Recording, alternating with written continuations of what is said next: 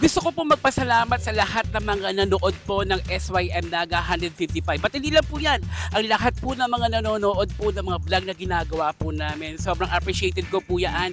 Nababasa ko po lahat ng mga comment ninyo, kaya maraming salamat po. At bukod nga po dyan, no, habang pinapanood ko po yung mga comment ninyo, no, binabasa ko yung sa SYM Naga. Ang dami nagre-request na gawin daw natin yung bagong motorsiklo ng SYM Cruisim GT 150. Kaya eto na nga yun, nakikita nyo na mga Josero, nandito na po sa Mitsukoshi Biolago branch ang Cruisim GT 150. Kaya pag-uusapan po natin ang pinakabuong detalye po nito. Kaya naman, hello mga Josero, mga boss, mga paps. Welcome back to RJ's Alonso Motovlog. Yes, at kung di ka pa nakasubscribe, subscribe na. Don't forget to hit like, share, comment, and hit that notification icon so time nag-start ng pagka-canvas sa mga motorcycle units, parts, and accessories. At tama nga po si Wala dyan mga Josero, dahil 129,000 subscribers na po tayo at tumataas pa ng dahil po sa inyo yan. Maraming salamat mga Josero. Kaya ngayon po, pag-usapan na po natin yung Cruisim GT 150 in 5, 4, 3, 2, 1.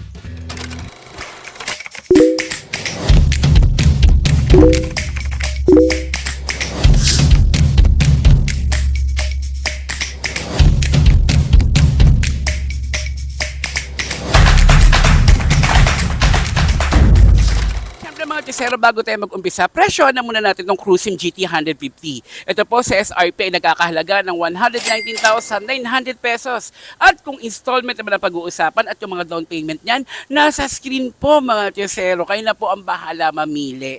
Kaya naman sa lahat ng mga interesado, ang number po ng Mitsukoshi Biolago branch, nandyan din po sa screen. Halika na, pag-usapan na natin to. Mga Josero, unahin na muna natin ang mga features ng Cruisim GT 150. Grabe, loaded na loaded to ha. May keyless start kaya mas convenient at secure. At kompleto pa ha dahil may traction control system to at anti-lock braking system para mas ligtas sa bawat preno. Meron na rin USB charging port para laging on the go ang gadgets mo. Sa ilaw naman, naka full LED lighting system na to para malinaw at modern ang visibility. Sa harapan mo naman, makikita ang high contrast LCD instrument cluster na malinaw at madaling basahin kahit araw o gabi. At bukod pa dyan, may advanced tech gaya ng ZRSG o Zero Resistance Starter and Generator para mas eco-friendly at smooth ang performance. At meron din itong ALEH, ibig sabihin anti-lift engine hanger. Ginawa ang ALEH para maging matatag, mas ligtas at mas komportable ang motor habang ginagamit. Kaya kung feature lang naman ang pag-uusapan ay talagang sulit at future-ready ang Cruisim GT 150. Okay mga Josero, tingnan na natin ang harapan ng SYM Cruisim GT 150. Una, makikita ninyo ang malapad na windshield visor na nagbibigay proteksyon laban sa hangin at alikabok. Kaya mas komportable ang biyahe lalo na sa long ride. Kasunod nito ang matapang na LED headlight design na hindi lang malinaw sa gabi kundi nagbibigay din ng modern at sporty na dating. At pagdating naman sa style at overall design, mapapansin ang agresibong linya sa harap na talagang nagpapatingkad ng premium look na scooter na to. Sa performance side, gamit nito ang telescopic fork para sa smooth na suspension at mas stable na handling, lalo na sa lubak-lubak na kalsada. At ang size ng gulong nito ay nasa 100 by 90 by 14, tubeless na nagbibigay ng tamang grip at balance sa ride. At syempre, hindi mawawala ang safety features nito. Meron itong disc brake na may ABS para kontrolado ang preno kahit biglaan. At dagdag pa ang traction control system mga Josero, san ka pa? Tumutulong ito para iwas dulas lalo na sa basa o madulas sa kalsada. Kaya sa harapan pa lang nakikita mo na ang Cruisim GT 150 ay kombinasyon ng style, comfort at safety na swak para sa modernong rider. Isa sa mga highlights ng Cruisim GT 150 ay ang full digital instrument panel. Dito makikita mo agad ang speedometer para sa bilis, tachometer para sa RPM, at fuel gauge para sa konsumo ng gas. May temperature gauge din para ma-monitor mo ang kondisyon ng makina, at voltage display para sa baterya. Bukod sa basic indicators, meron din itong ABS at TCS status light para alam mong naka-activate ang mga safety features. May all-check reminder turn signal indicators at high beam warning para sa dagdag visibility at maintenance awareness. At kita mo rin ang ambient temperature display kaya may idea ka sa kondisyon ng panahon habang nagbabiyahe. Sa kabuuan, napaka-informative at madaling basahin ang digital panel, isang feature na nagbibigay ng confidence at convenience sa bawat ride. At dito naman tayo sa mga controls mga Chesero. Dito sa right po, meron tayong hazard, engine stop, at electric start. At sa kaliwa naman, meron tayong passing light, high beam and low beam, signal lights, at horn. Ito pa mga Chesero, dagdag convenience din na makukuha mo sa Cruisim GT 150. Meron itong easy access fuel cap kaya hindi na kailangan buksan ng upuan para magpagas. At keyless din to mga Chesero ha, naka multi-function ignition system para mas secure at madali ang paggamit. Isang switch lang sa ignition is seat at fuel, di ba? At syempre meron din itong USB charging port para laging on the go ang gadgets mo. Kaya hindi lang comfort pati practicality dala ng Cruisim GT 150. Isa sa mga practical features ng Cruisim GT 150 ay ang flat at anti-slip floorboard. Mas komportable ang riding position, mas safe ang kapit ng paa at mas madali rin sumakay o bumaba dahil sa step-through design. Perfect para sa daily use at long ride. Pagdating naman sa upuan ng Cruisim GT 150, mapapansin natin ang wide at well-cushioned seat na dinisenyo para sa maximum comfort. Hindi lang para sa rider kundi pati na rin sa passenger. Swak ito sa long rides dahil hindi agad nakakapagod kahit matagal ang biyahe. Makikita rin ang premium stitching na nagbibigay ng dagdag stylish look. Dito naman sa gilid makikita ang Cruisim GT badge at ang modernong pattern design na nagdadagdag ng sporty appeal. Plus, meron na rin itong rear grab bar para mas secure ang angkas, mas madali rin kapag ipaparada o iaangat ang motor. Diba? Big time, alam niyan, ramdam niya yan. Isa sa mga pinaka-practical na feature ng Cruisim GT 150 ay ang maluwag na under-seat compartment. Kasya dito ang isang full-face helmet at may extra space pa para sa ibang gamit tulad ng jacket, raincoat o kahit small bag. Pwede rito mga Chesero. Napaka-convenient nito lalo na kung lagi kang on the go dahil hindi mo na kailangan magdala ng backpack palagi. Kaya pagdating sa storage, siguradong panalo ang Cruisim GT 150. At tignan nyo naman ang rear taillight design ng Cruisim GT 150. Napaka-unique at aggressive ng hugis na may LED setup para sa malinaw na visibility. Kahit gabi o masamang panahon, malayo pa lang kapansin-pansin na ang ilaw kaya dagdag safety at style ito para sa rider.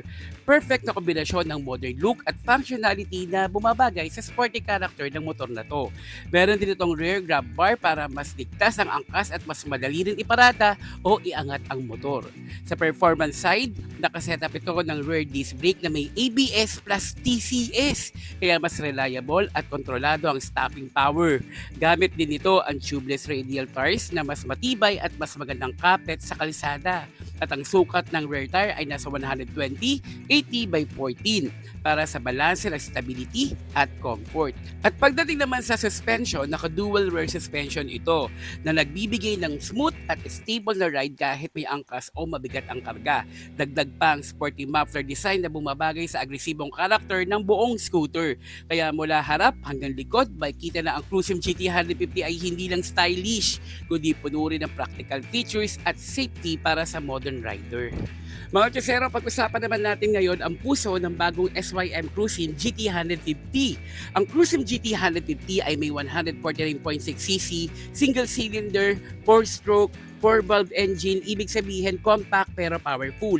Ang 4-valve setup ay nagbibigay ng mas maayos na daloy ng hangin at gasolina sa combustion chamber. Ang resulta, mas responsive at mas fuel efficient na performance. At pagdating naman sa lakas, kaya na itong magbigay ng 10.5 kilowatts sa 8,500 RPM at ang maximum torque naman ay nasa 13.5 Newton meters sa 6,500 RPM. Sa madaling salita, mabilis ang hatak kahit na uphill at smooth din kahit sa city traffic.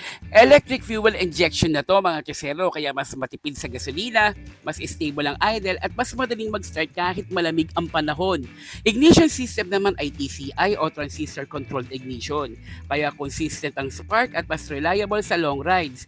Ang makina ay may OHC valve train o overhead camshaft na kilala na mas tahimik na tunog at less maintenance. Ang cooling system system naman ay liquid-cooled.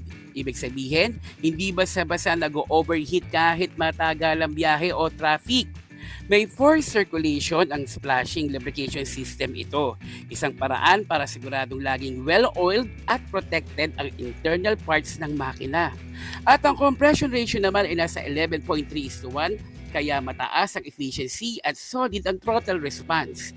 Electric starter na rin ang gamit, kaya isang pindot lang, ready to go, wala nang hassle lalo na kung naka-stop over ka o biglang traffic light go.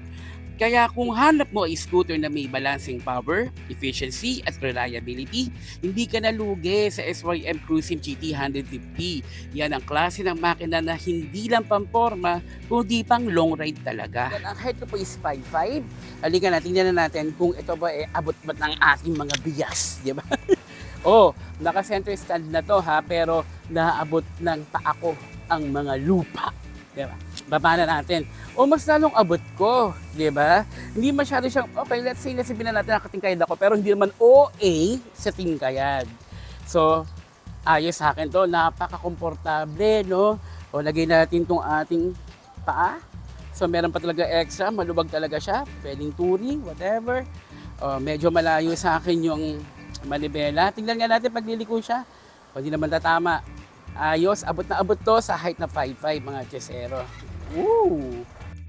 Pagdating naman sa sukat at comfort, hindi rin magpapahuli ang SYM Cruisim GT 150. May haba itong 2015mm, lapad na 760mm at taas na 1208mm. Sakto para sa mga riders na gusto ng sporty pero comfortable stance. Ang seat height naman nasa 785mm, kaya abot pa rin ng karamihan kahit hindi ganon katangkad katulad ko. May wheelbase na 1375mm, kaya stable siya kahit sa high-speed cruising. At dahil may ground clearance ito na 110mm, safe ka pa rin kahit sa mga humps o lubak sa daan. Ang fuel tank capacity ay nasa 12 liters, kaya mahaba-habang biyahe bago magpagas ulit. At may dry weight lang na 145 kilograms, kaya manageable sa traffic at madali i-handle kahit sa tight roads.